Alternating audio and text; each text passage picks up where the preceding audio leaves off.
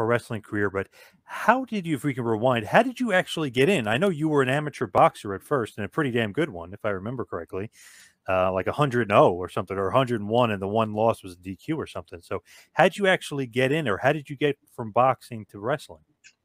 Just putting someone, you know, put someone in jail or admitting them into the jail, and somehow, some way across the computer screen, I don't know why, I saw a banner for the first ever OVW wrestling tryout camp.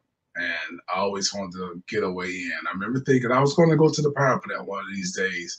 You know, I was 5 years into my wrestling, to my law enforcement career, and crossing over to the streets and everything. And I saw the opportunity just for a tryout, and I got excited.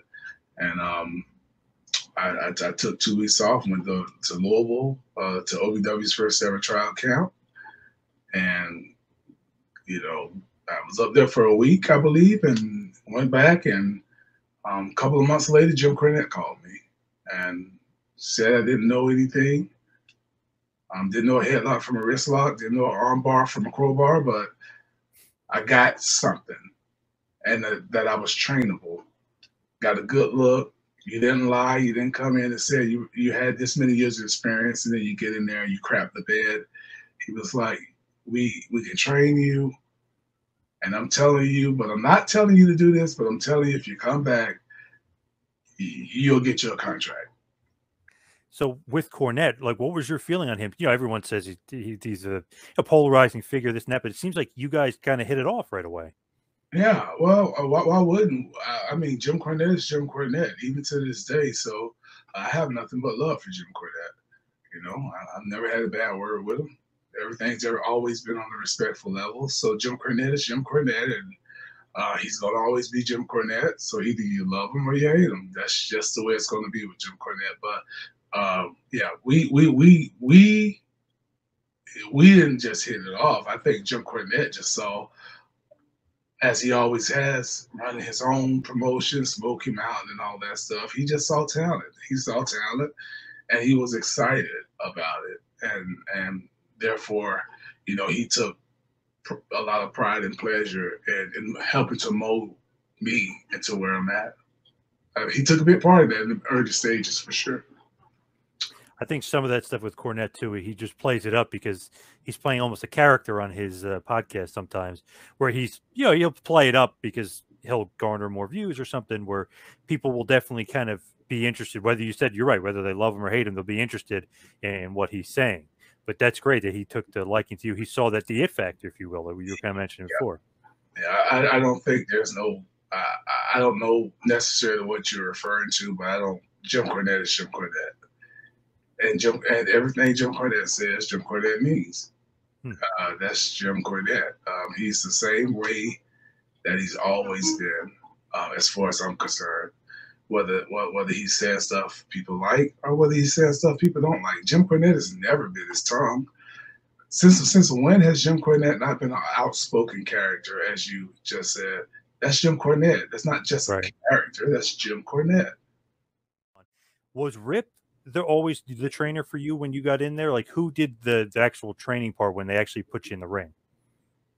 I mean, Rip was very hands-on, but he wasn't necessarily. There was like three levels. There's three phases. You got the beginners, intermediate, which is Rips, and then you had the contract class. So you had to go through that process.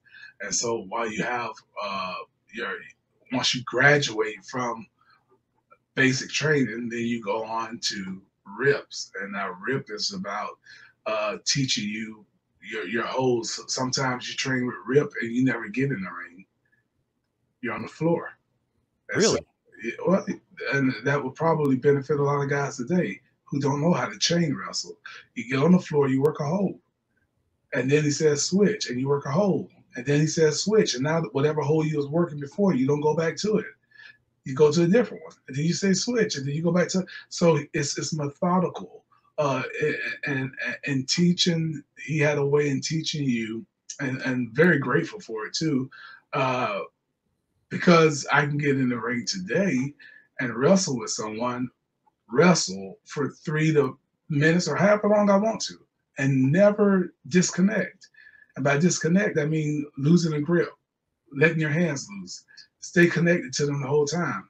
You won't see that much because nobody really wrestle anymore. That is true. The chain wrestling and stuff, it should be there.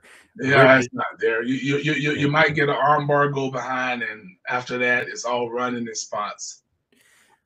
With OVW, you were saying there's the contracted class. So who, like, how do you break that down to the levels? Like, you start out with Rip, and then you move on to like. No, you start out in the beginners class. That was probably Nick Dinsmore that was running at that time because he was, a homegrown talent. Will be signed himself, but you always just had someone that would train the newbies. And it wasn't about ring time per se. It was about understanding the systematics, understanding the of just the nuances, if you will, or not, I should say, but understanding how to properly take a bump, understanding how to properly go over the top rope or through the rope, or just little things like that. That some people will take as a nuance because they want to do a lot more things. But yeah, just the fundamental teachings of professional wrestling. Then when you get to Rip, after you know how to take a fall and you can properly take your bump or whatnot, now you go to Rip, and now you're doing other stuff, And Rip would do drills every now and then, but he just focused on knowing how to wrestle, how to wrestle. And then when he finally got you in the ring, he wanted to see a babyface sell. He wanted to see a heel get heat, For instance, heels don't. A lot of heels today don't necessarily get heat. They may do a cool move to stop a guy, but if a heel is doing a cool move to stop a guy, is that going to make me want to hate him when that heel looks so cool doing it? No, it's going to make me want to cheer him. So Rip taught psychology. That's what Rip taught. I mean, he was just spot on. If I'm supposed to be the bad guy, I don't want to. It was the reason I stopped doing my outer limits elbow drop off the top rope when I would run and stand on the top rope and come down. I stopped doing that because I was the bad guy. And if I'm the bad guy doing that and the good guy does not do a move that is more impressive than that, it hurts the match. It hurts what we're trying to convey. That's psychology. So outside of that, once you got done with Rip, if you got signed, then you moved on to the contract class, and that was, at multiple people that WWE will have come down. Al Snow became the guy, but before that, it was like Lance Storm and Bill DeMott before they shipped him down to Atlanta, the Deep South. Dean Malenko would be down, Sarge would be down. So they would just constantly have people coming, but I remember Robert Gibson was there for a while. But they would constantly have guys coming in and out, but you also always had a mainstay. And Lance at the time was assigned to OVW before it was Lance and Al Snow, and then Al Snow.